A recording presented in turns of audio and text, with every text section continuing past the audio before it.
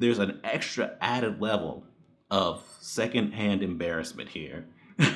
And that's when Fred Durst gets involved. He directed, there was another movie he directed. It was horrible. The Fanatic with John Travolta. And I remember there was a scene in that where somebody puts on Limp Bizkit. And they're like, oh man, you know this? He's talking to his kid. Oh no, Limp Bizkit. Oh, they're so great. And I remember watching that movie and going, man, this is fucking shameless. You have no shame, do you? But this is so much worse. Fred Durst comes into this as himself. I guess there's kind of some de-aging going on, but he doesn't look like he did back then, right? Like it didn't work.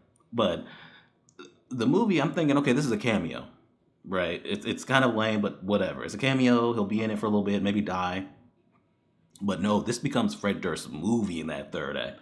I mean, God, it is so sycophantic for Fred Durst. Really, the Limp Bizkit as a whole, but especially Fred Durst, it's way too fucking much. I was like, bro, like, what is going on? He produced this movie or something? What's happening? Because it is so.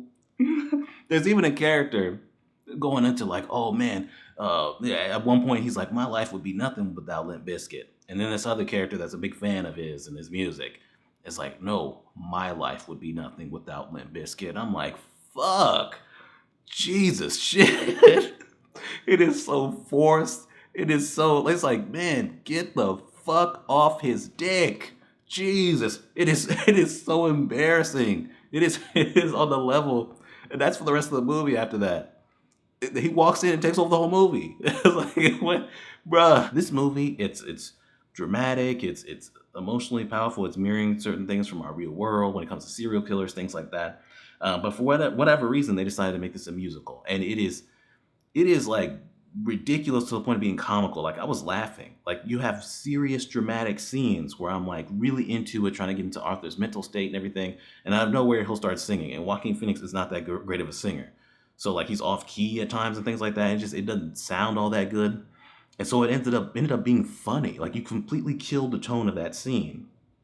Like he was having an interview that was being televised, right, to really look at his competency and things like that before the trial. And out of nowhere, he just starts singing. Why is he singing in this moment? I was like, what's going on? I think he actually was singing in that moment. I was like, this is ridiculous. Why would you do that? Why would you kill the tone of the scene like this? And that happens over and over and over again. The musical aspect of it just does not fit here. It doesn't. The movie's over 2 hours long, but by the end of it, I was like, really, that's it? Because there's so much that you could have had in here, development to add on to, themes and stories that you're doing, like with him and Lee, that you decide that you want to do an entire performance, a singing performance with Joker and Lee, or with Arthur and Lee. So, they're on a stage singing to each other and putting on a show, and in other places having full on like performance segments. And it's like, why is this here? It's like you completely stopped the movie so that you could have this going on. It's kind of overindulgent and kind of full of itself. It's like pretentious kind of for me. It's like, why are you doing this? Why are you killing your movie like this? It's a bit contrived in moments. It's kind of convoluted and a little bit messy when it comes to the TVA and stuff like that. Clever, but at the end of the day, like I said, it's a device so that we can get the Fox stuff in here, the Fox characters in here. I mean, because there's a lot. Like you have Sabretooth show up, Toad, Pyro. He's a kind of important character until he's not. There's the other Deadpools that show up. Like when they showed up, it kind of felt like, well, we just want this because we want the other Deadpools in this. Right? Like, yeah, they were mentioned earlier, but when that fight happens, even though it was a really cool fight, as all the fights in this are, it did kind of feel like that fight didn't need to happen. It's just him getting lucky, going from place to place. Everybody around him is just dumb. This whole operation doesn't make any sense that you would tell employees about this. And all that. You kind of lose investment because it's like, well, he's doing all this other stuff and there are cameras. So even if he gets away, like they're gonna know it's him at some point when they see him constantly leaving and doing all this other stuff.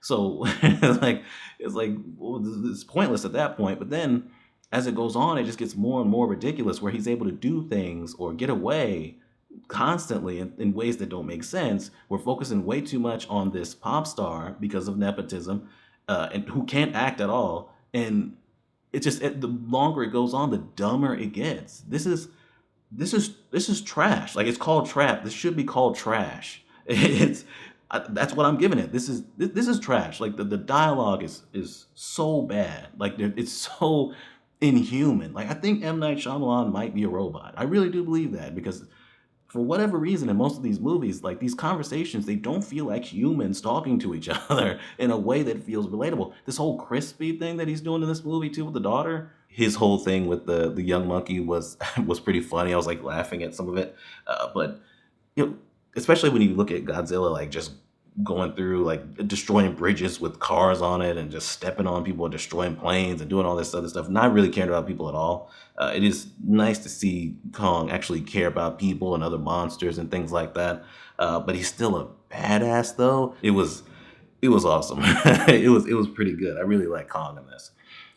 And obviously, the thing that everybody's going to see, Godzilla and Kong team up at the end to fight the villain in this. That was a lot of fun too.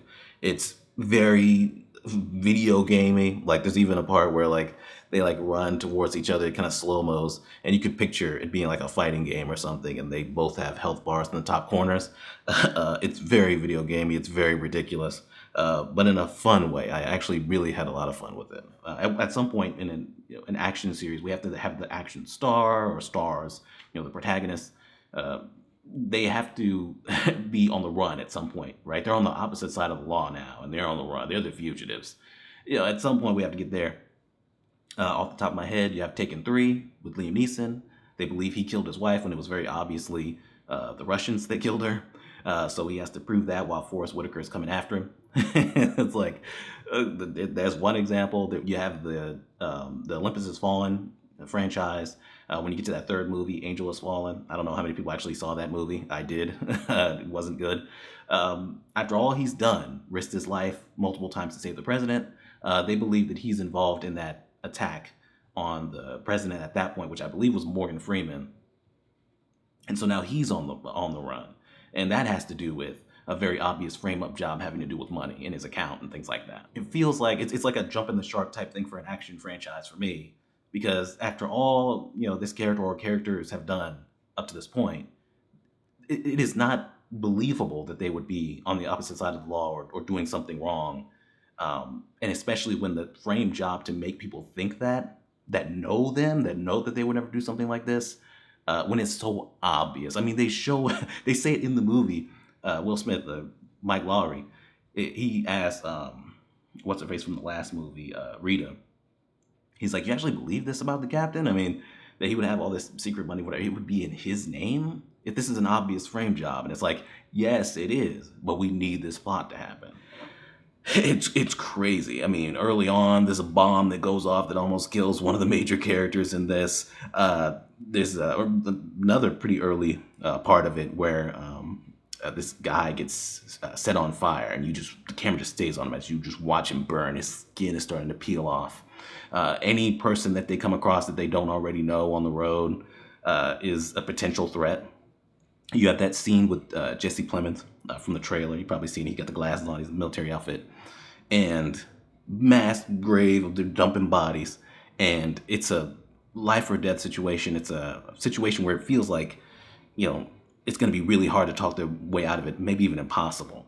And you just feel the tension. You just feel like, oh my God, all these major characters right here could just die. It was so boring. And the interactions they have weren't really all that funny or anything like that. It's just like, I'm constantly waiting. It's like, okay, is the ex-wife gonna go after Lydia because Beetlejuice is so into her or something like that, and that's how the family gets involved in what seemed like the main plot of the movie, which is the whole thing with Dolores, but it gets sidestepped so much for everything else. They have so many plots going on that they're the ones that are not all that interesting that shouldn't be in here, but the ones that are interesting, like the thing with the boy, which should have been the main plot in this movie, doesn't get enough development. It really didn't work. Like, I was constantly waiting. I was like, please do something interesting. And then they have the storyline with the boy, and I was like, oh, okay, I'm kind of into this. Oh wait, we're cutting to something else. Oh, all right, we're cutting to whatever thing with the snakes and all that. That Delia Dietz goes through her little misadventures. right? We got all this other stuff. We got a detective, Wolf Jackson, played by Willem Dafoe, and he's good, but it's like, why is that here, right? I guess the afterlife has a police force now, and it's headed up by somebody who was not an actual detective in his life, but he was an actor. So he keeps rehearsing his lines and stuff like that. It's like, who does he answer to? Is he is he actually in charge of anything? Does he actually have any actual power? But that felt like it was only there for the Dolores plot. So because the Dolores plot doesn't matter all that much, it's like, okay, well, this doesn't feel like it needs to be here either. It's just like, man, I was like, man, you could have made this movie just about everything that was happening when Asher meets the boy. They come back from the funeral, Asher meets the boy, and then that's the actual plot. And then Lydia has to ask Beetlejuice for help based on everything that happened in that plot. Like, it feels like you could easily have done that and had a bunch of weirdness and things like that, right? Get Beetlejuice the fuck out of that office, just hanging out with the dudes with the small heads that work for him or whatever. There's too much of that, right? It feels like it's just so all over the place. The comedy is so fucking bad, especially with that Claptrap character. Oh my god, it is terrible. Them driving in a truck and they open the window and some liquid flies on them. Turns out it was pee, I guess from the monster that's about to attack them. That was lame. And then there's a point where Claptrap is just getting shot up, to the point where it's like, okay, I guess this thing just can't be destroyed. I guess, okay, meaningless, other than for the comedy of it, him getting shot up. I guess the bullet stayed inside of him, so he needed a moment so he could put his hands out, put his hands on something and just shit the bullets out. Like it's like he's shitting the way that he's talking about what's going on to the other characters and things like that. He's essentially shitting the bullets out. And that goes on for like 3 to 4 minutes, and it's not funny at all. It went on for so long; it was so lame.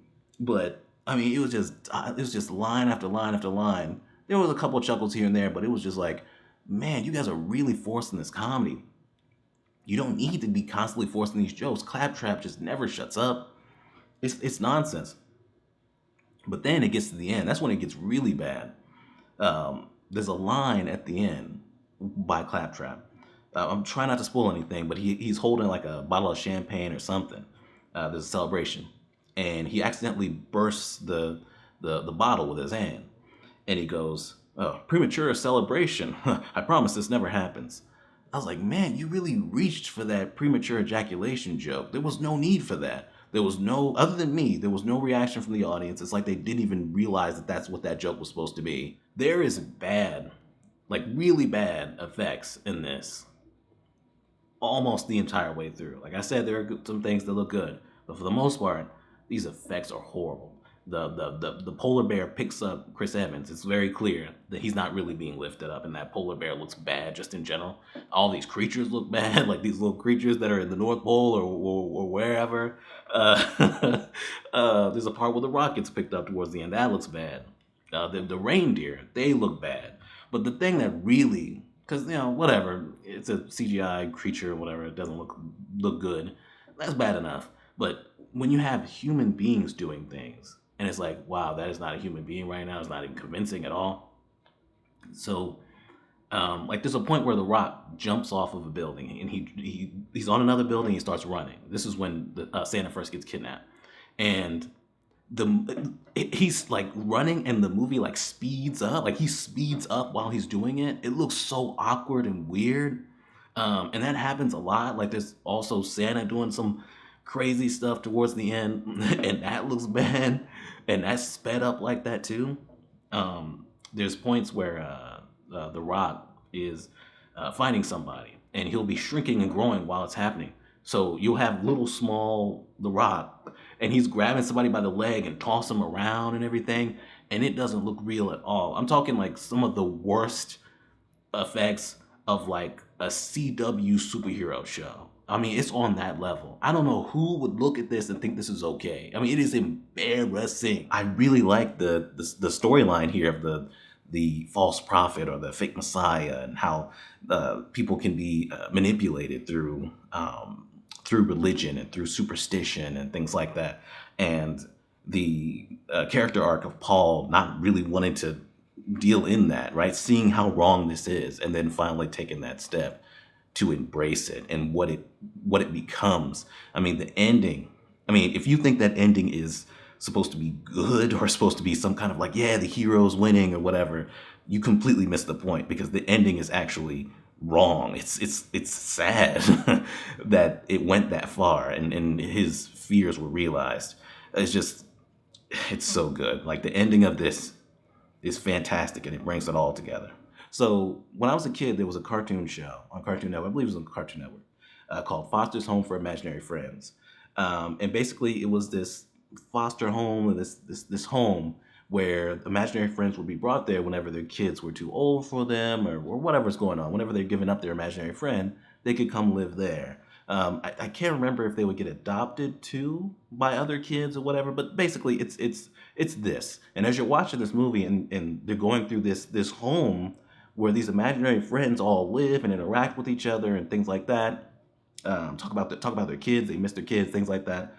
You can't help but think about that show to the point where it's like this has to be deliberate. So this the main imaginary friend in here, right? He's this big purple thing, so annoying, just constantly sneezing and messing things up. That character was really getting on my nerves. Of all these imaginary friends, some of them were getting on my nerves, but this one specifically was annoying me so bad. Just a complete garbage character. But his name is Blue, and the main character. I'm sure if you've heard of Foster's Home for Imaginary Friends, you've seen this character. His name was also Blue. Now, in this, his name is Blue, but he's purple because his kid was colorblind. All right, cool. There's some different details there. But at the end of the day, like, really, you have all these similarities, and the main imaginary friend in here happens to have the same name, happens to also be named Blue. That's crazy. The story is just it's just weak. It's just because they know it doesn't matter with all three of these movies, but especially with the last two, because they realized just how much people liked the dynamic between Eddie and Venom. Even people who don't like these movies at least recognize like, hey, that is the part of this that like, that is the best part of it. They know that they can just kind of make up whatever story they want, just like throw whatever at the wall to see what sticks. And as long as they have Venom and Eddie bickering and arguing and throwing things around and Eddie talking to Venom in public and people being like, whoa, who's that guy talking to? Which definitely hasn't gotten old, right? By the third movie, right? Um, as long as they have that, they know that like there are people that will be like, you know what, the rest of the movie doesn't really matter as long as I get to see these two interact with each other. So that's why the story around it is weak because they know it doesn't have to be all that much of anything. The Lucius thing, I don't like. This is the second thing that it does with forced sequels that I don't like, is feeling like you need to force the main character to be linked in some way to the main character or characters of the original movie or original movies. It feels like you don't think that your main character can stand on its own, so they have to be linked in some way to what happened, what's already established before that people already like. So with this character not feeling like Lucy is because they don't. Even though I'm saying it now and it's on IMDb, like, and it may have even been in the trailers. In the movie, it feels like it's more of a reveal, right? Maybe an obvious reveal, but it's a reveal where like, oh, okay, like they're showing flashbacks of him running through this other place and being like, oh, you got to go, they're gonna look for you and things like that. Flashbacks where they recreate some of the old stuff because they need to make new flashbacks.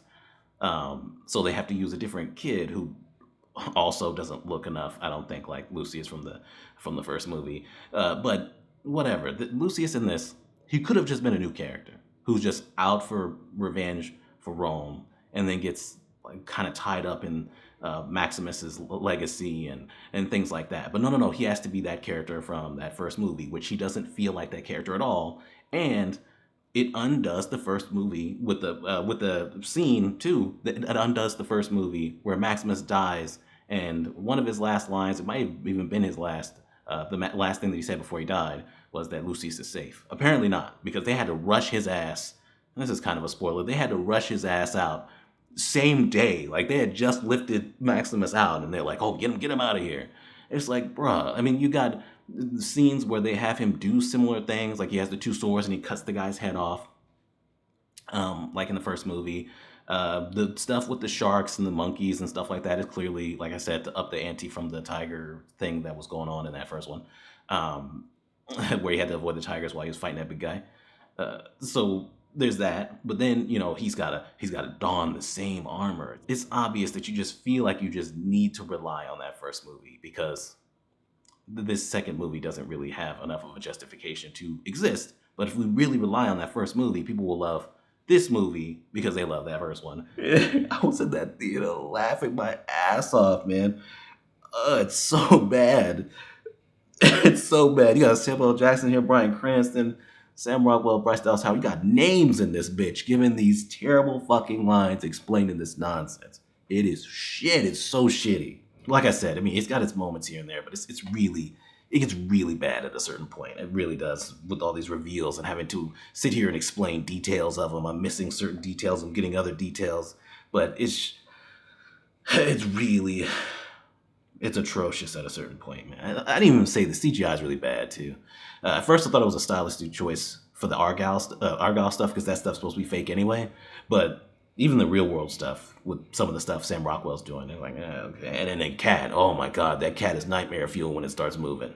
I was like, it really is, man. They should have ditched that fucking cat. So much of this is about the romance, and the romance is so bad. I can't tell you enough how bad this romance is. They seem to like each other just immediately. When they get out of the rehab facility, they're hanging out in this place that I guess her friend lets her stay in, and they're in the bathtub together. And he asked her, what was the first thing you liked about me?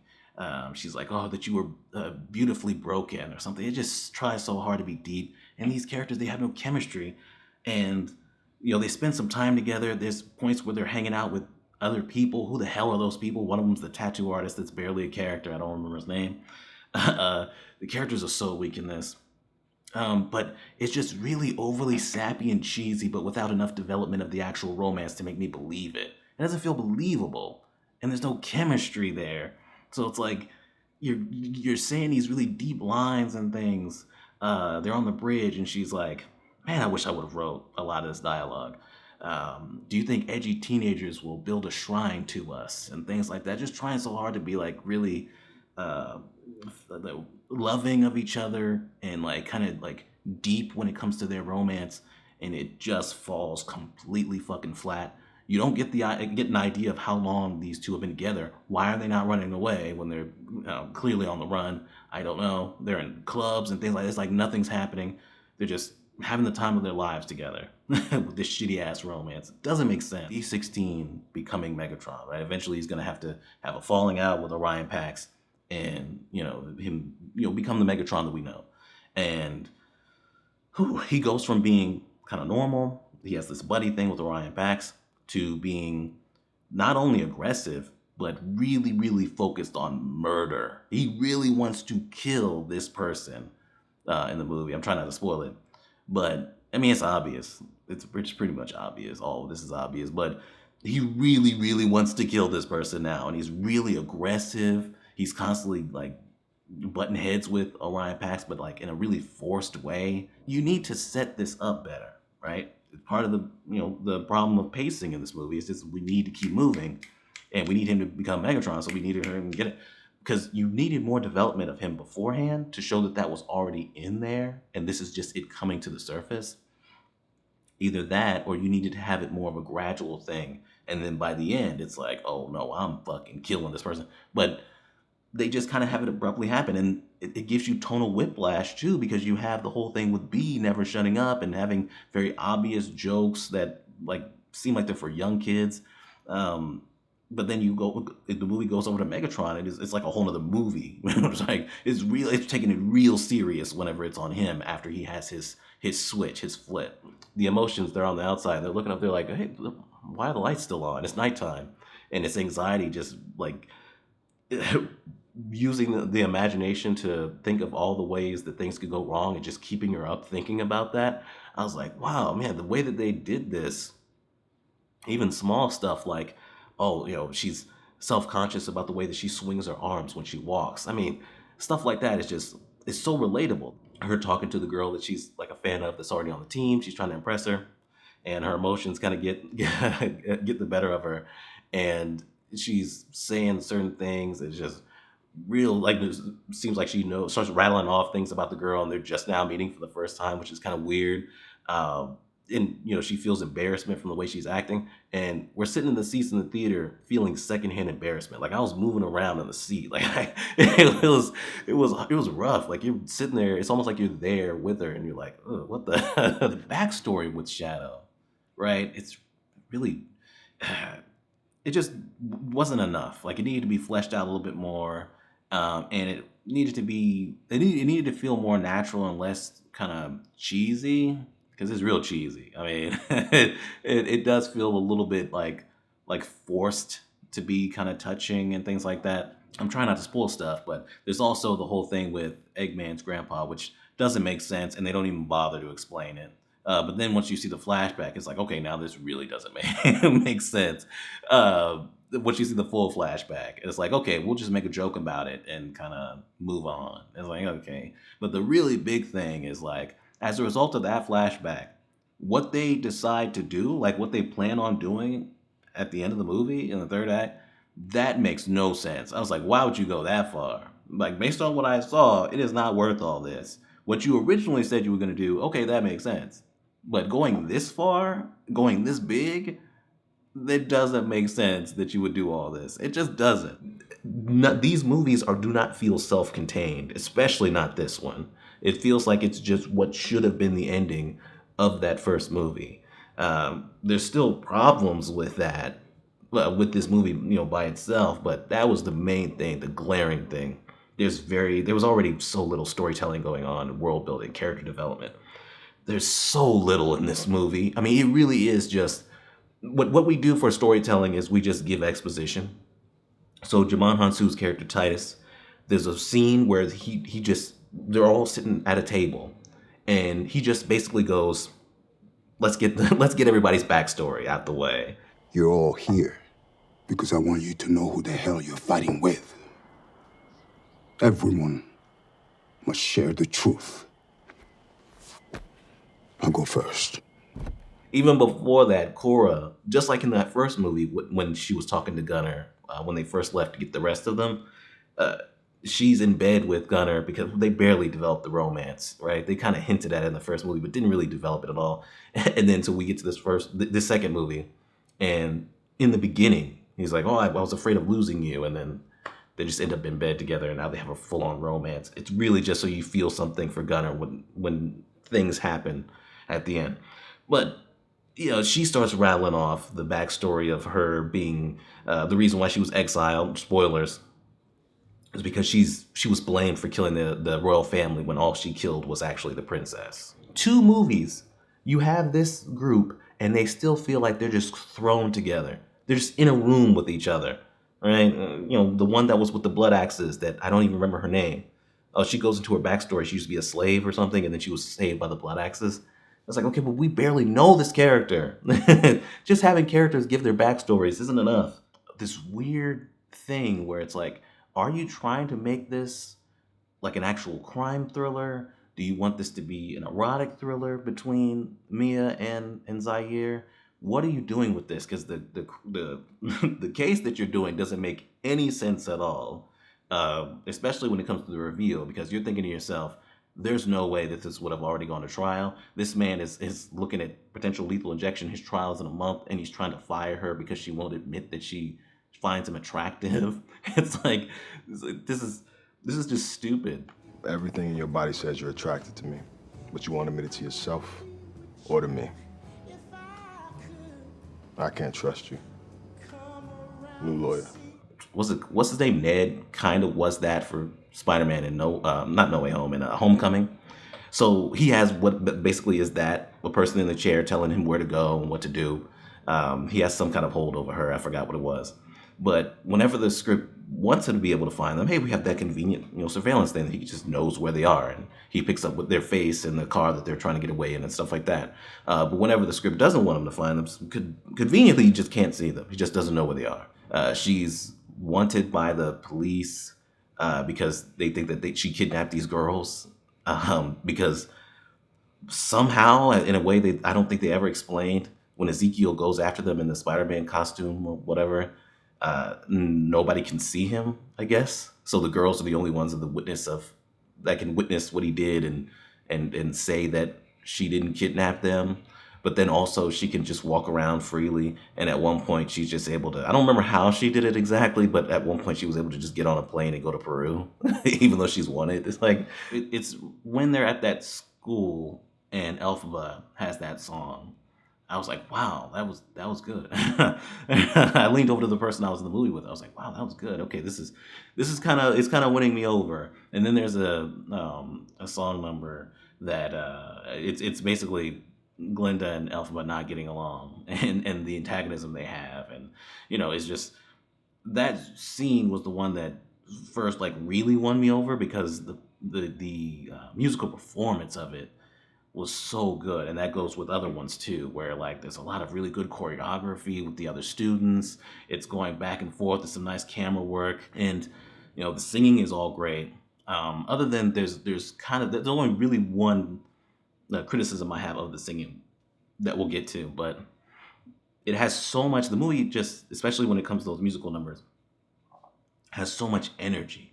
Like it feels like you're watching like a musical on stage. Like it just gets you involved in the songs. So the writing is horrible. The storytelling, the editing is a fucking mess. Like this movie's a mess. It is honestly a mess. It jumps from place to place, location, places in different countries. The passage of time is kind of weird, and like you can't really understand it. Craven is able to just get from place to place to place to the point where he might as well be teleporting. Craven is not Craven at all in this. Not at all. There's a part where these guys are hunting. He hates his dad because he's a hunter. Whatever. This is a point where these goons are hunting these animals and taking their horns for their boss or whatever. And so he just starts killing these people. This part's in the trailer. He just starts killing them. That's when he bit that guy's nose off. I mean, if you have to fundamentally change, I mean, this is nothing like Craven at all. If you have to fundamentally change a character in order to make a movie about them, maybe not make the movie. Maybe it's just not meant to be. But whatever. Sony's forcing it, and they've been doing it for years. He gets, he gets upset. He kills these people, and somehow, I mean, it's already lazy as fuck that he has a pilot that takes him around that has no character, no development, how he met that character. He's just been living in like this forest area for all this time. How does he have all these resources?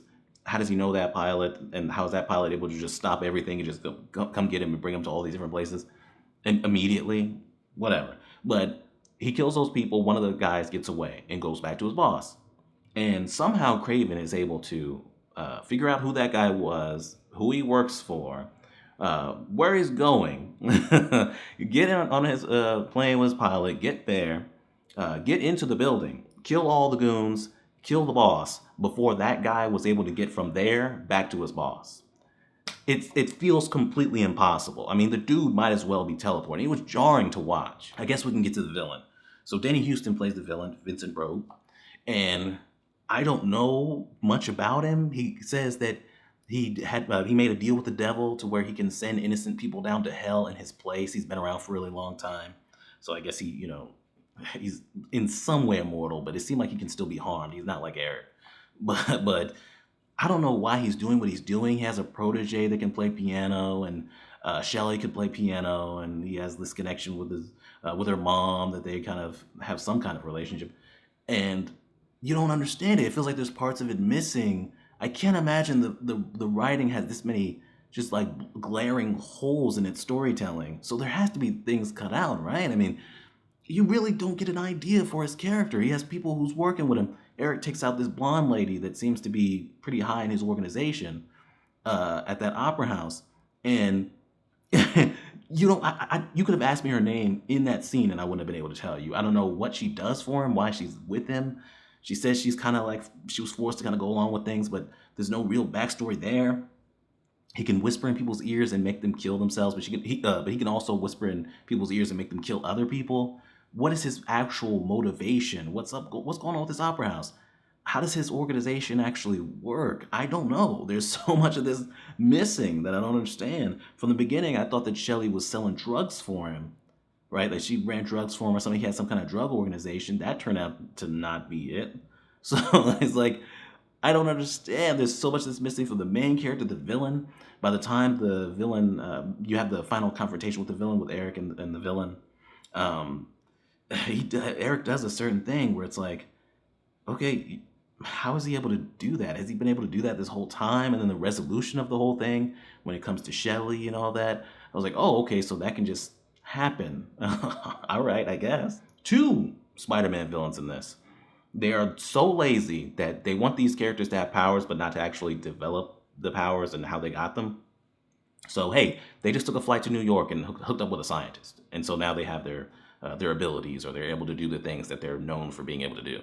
It's like, all right, man. So when he takes out this tube, he starts to get he starts to harden, and he starts to become gray and things like that. But they save the full Rhino transformation till the end, and it's ugly, right? The effects are ugly throughout the whole thing, but this is ugly. He's not fully Rhino. He's still in his pants, right? It's mainly like the upper half.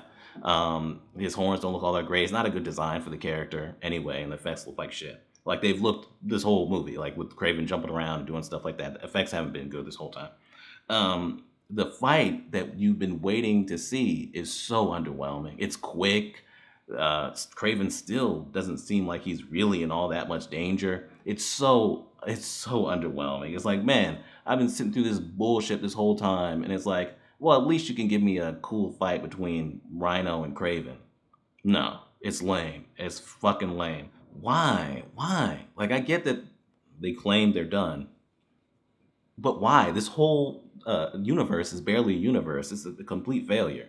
The only crossover we really had was with Morbius and Vulture coming over from the MCU for no reason, right? The whole let's team up and about Spider-Man, and Morbius is like, well, okay. Spider-Man has had nothing to do with that movie with Morbius at all, but yeah, sure, they're gonna team up. You brought him from another universe so they can team up to fight Spider-Man. It's like, this is lame. You have a Spider-Man universe where Spider-Man's not in it, and then, it's like he might as well not even exist in most of these movies. So it's just lame, man. I don't understand, man. I don't get it. But at least it's over. At least it's over. This is an embarrassing movie, man. It really does feel like it was just, as much as I've said that about the other movies, this one really does feel like they were like, look, just shoot something, edit it together, fuck it, throw it out there, fuck. We do not give a fuck, a single fuck